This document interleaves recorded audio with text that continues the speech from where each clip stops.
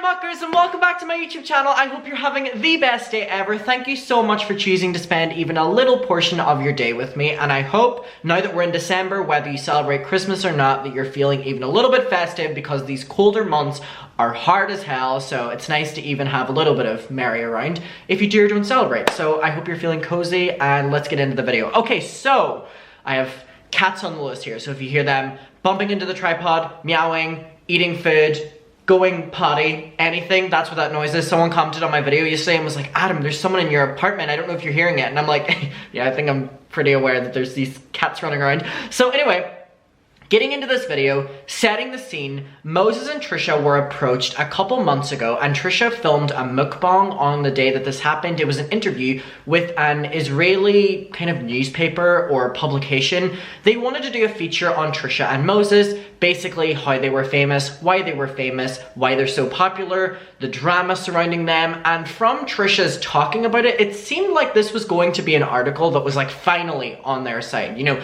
finally talking about the good of Trisha and Moses and what they've done together, what they built together, the empire, and you know, Moses has came from Israel and look what he's done for himself, and you know, his sister is also successful, and you know, it seemed like something that they were both really positive about. Let me just tell you, the articles came out, and I don't know what Trisha was describing, but this article is like completely against both of them. And it's interesting because normally whenever someone, you know, invites someone out to like interview them or talk with them or profile them for the day, the article will mainly kind of be on their side because the person is, you know, grateful to have their time, or that, you know, for one person that wants to sit down for an interview, there's 100 that don't. So Trisha and Moses also don't do this a lot, so they obviously had vetted who it was. Let's just say the article is so negative against them. So I actually have it up here. It's quite long, so we're just gonna get right into it. So this is on the actual article. It is from a website called haaretz.co.il. And now it's obviously in Israeli, but I have the, you know, translated version here. And then over here on Reddit by a username called ByLThee, and they're also saying shout out to Tall Character 5997, have actually went through the entire article and translated it, and it is really negative against Trisha and Moses. So first of all, we're gonna see what we can see on the website, and then it's asking me to purchase it, but a lot of people are already talking about this and already saying what is inside of it, so we don't need to do that. Well, I don't, oh my god, not me trying to get a Ryan Kavanaugh lawsuit here. All love, if you want the video down, reach out to me, babes. So this is the headline for the article that was supposed to be in their favor. Videos on the verge of porn, and a binary identity and a groom from Holland. Who is Trisha Paytas, the YouTube troll?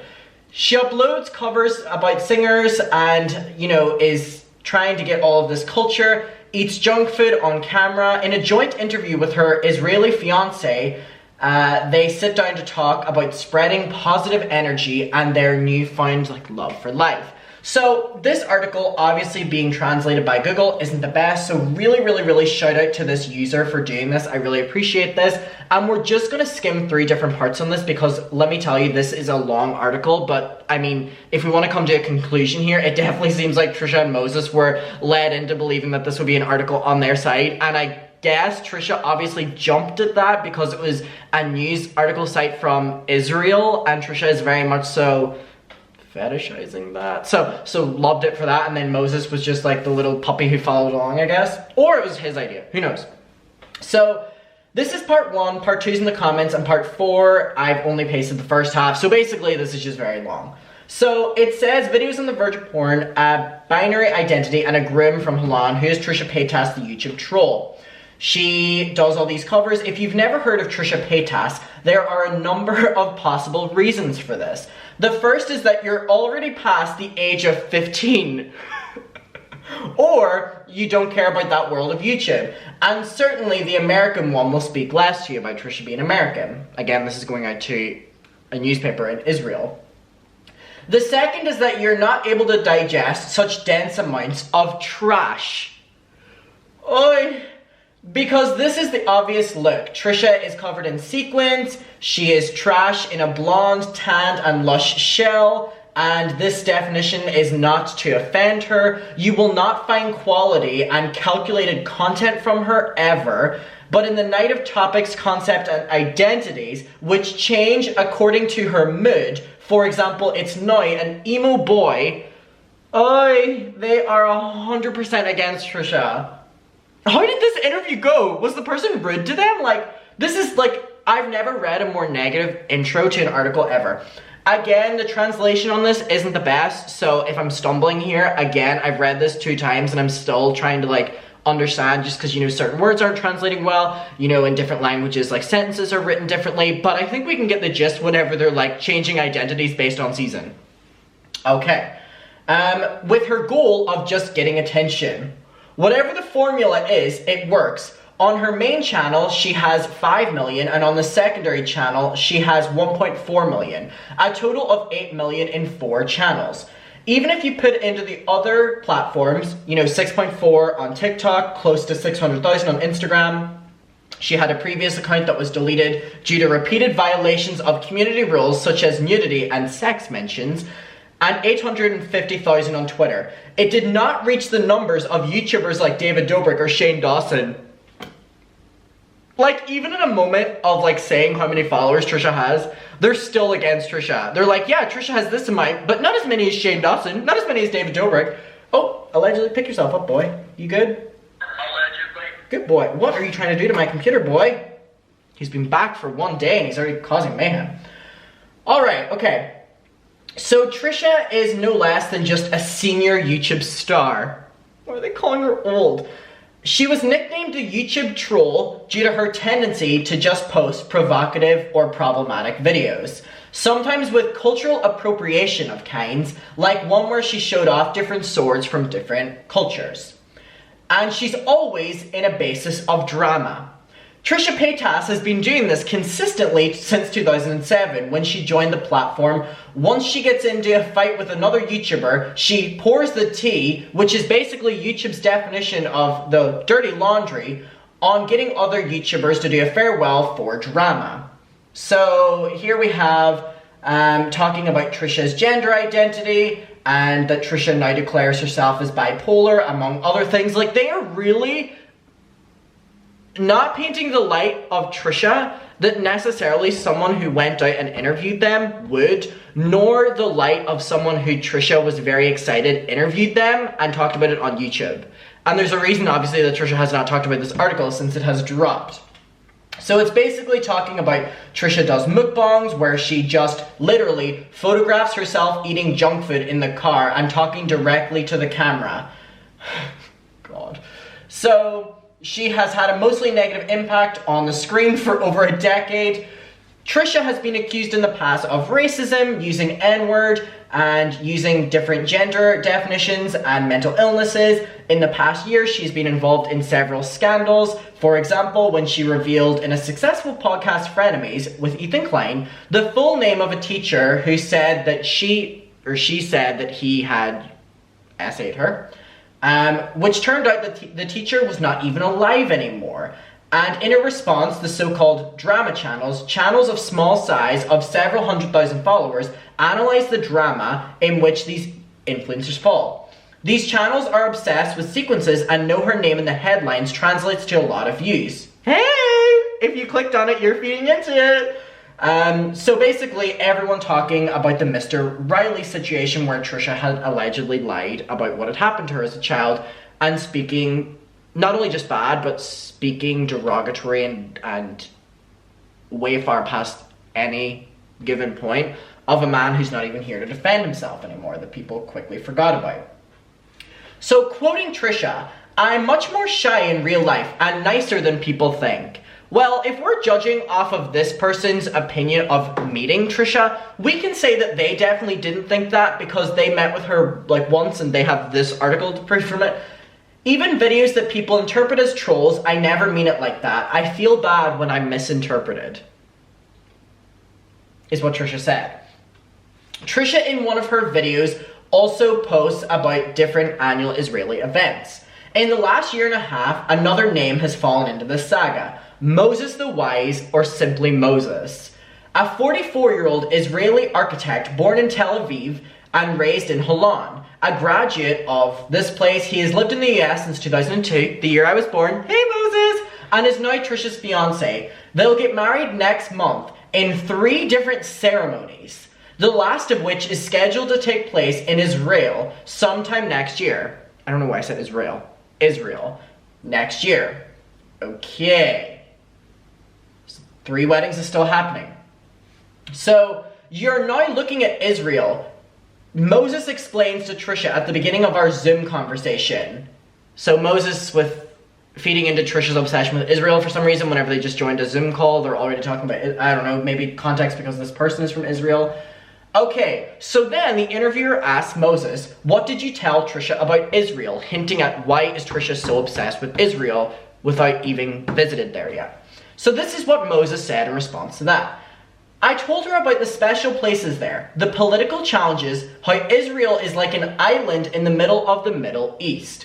I told her biblical stories and their connections to real life places in Israel, and then completely going off topic, and also the food and nightlife, which I understand she'll love. So yeah, he's like, I told her about, Jesus, I told her about all the biblical stuff, I told her about all the stuff about history of Israel, I told her about the political war, and then for her to care, I told her about the food and nightlife. Woohoo! Good job, Moses. You really secured the great bag there. Oi. Basically talks about how they met in 2020 through the H3 channel, the Bachelorette series. They say that we met on Saturday, and on Monday we basically started dating. It was the first and last time we went to a restaurant. He basically said that they hit it off really well. They message each other on Instagram. It's funny that they're leaving out about all the cheating rumors, but okay, it's probably too long to include that. We go on. Moses is basically saying that Trisha is not a troll, she's just having fun. And then it says, and perhaps Moses cannot be blamed for the lack of knowledge, because with all goodwill, it is impossible to drain the internet of Trisha Paytas in a few sentences or round her up to even a few paragraphs. So basically saying that Trisha is too hard to even handle for Moses, which again, is really not a great light to be shun on you, especially from a news publication from a country that you're trying so desperately to love you. And that's Trisha with Israel.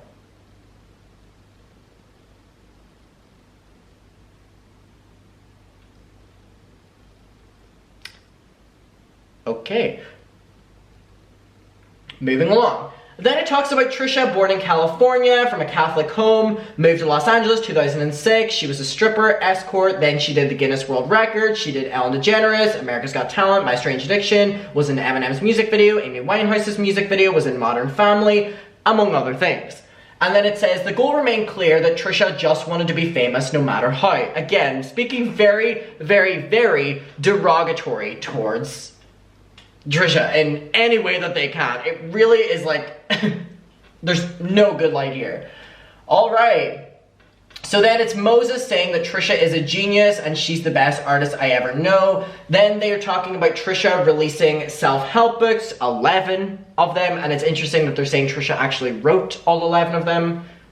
Says that she was part of the David Dobrik gang, says she released 10 albums, she's participated in 30 reality shows and worldwide shows around the world. Then focuses again on the drama with the Vlog Squad. And again, someone in the Discord actually said, it turns out that this Zoom interview was the exact same day that Trisha and Moses dressed up as Aladdin and Jasmine and went to get falafel on the Wheels food truck. She mentioned it in her video she released today. Not that it matters, but this is the timeline of it. So again, they were speaking very excitedly about this. So if we have it here, the people in this Reddit are absolutely loving this article because, again, if we go back to it here, this is the opening page.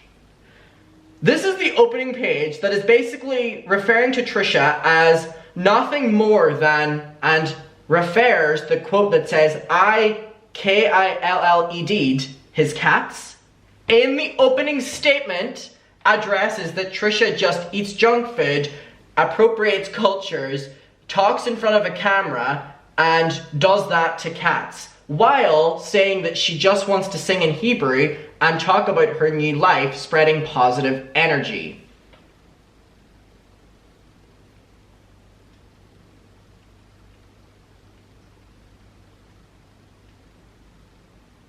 They ate Trisha and left no crumbs. This is one of the worst articles I've seen written about someone, and I don't mean it as in badly written. I just mean this is one of the worst lights a YouTuber has ever been written in, ever, in a news publication. Overall, any YouTuber, any news publication, this is one of the most negative ones I have ever seen. And I'm so intrigued because Trisha and Moses hyped up that this article was coming. Did they think it was something else, or do they love that it's so negative against them? Was it ran past them? Whenever the BuzzFeed article came out about Trisha, that Trisha tried so desperately to like get not to come out because the person asked about Gabby and included her in the article, Trisha made several videos about that, several tweets. Trisha was talking, building this article up, and it has came out, and Trisha has not mentioned it once. Has not mentioned it, has not tweeted it, has not even... nothing. What happened? Is this in newspapers? Like, is this in a magazine in Israel? This picture, and then this with this opener.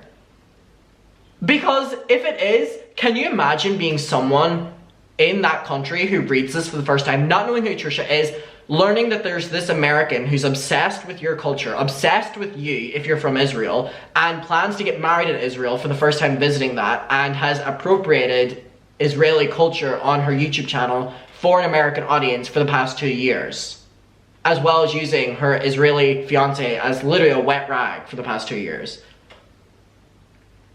Oi! Oi! Ooh! Oh, I need to see Bonnie again. Oh, I just needed some positivity, right? Allegedly. Oi, I want to know your opinion on this. We can talk about it below. Oh, that is harsh. That is harsh. Oh, talk about putting salt on an open wound right before the wedding. Fuck me. I love you. Thank you for watching this video. Let me know your opinion on this. We'll talk about it below. Sheesh, that is rough. Damn. Okay, I'll see you in my next one. Bye.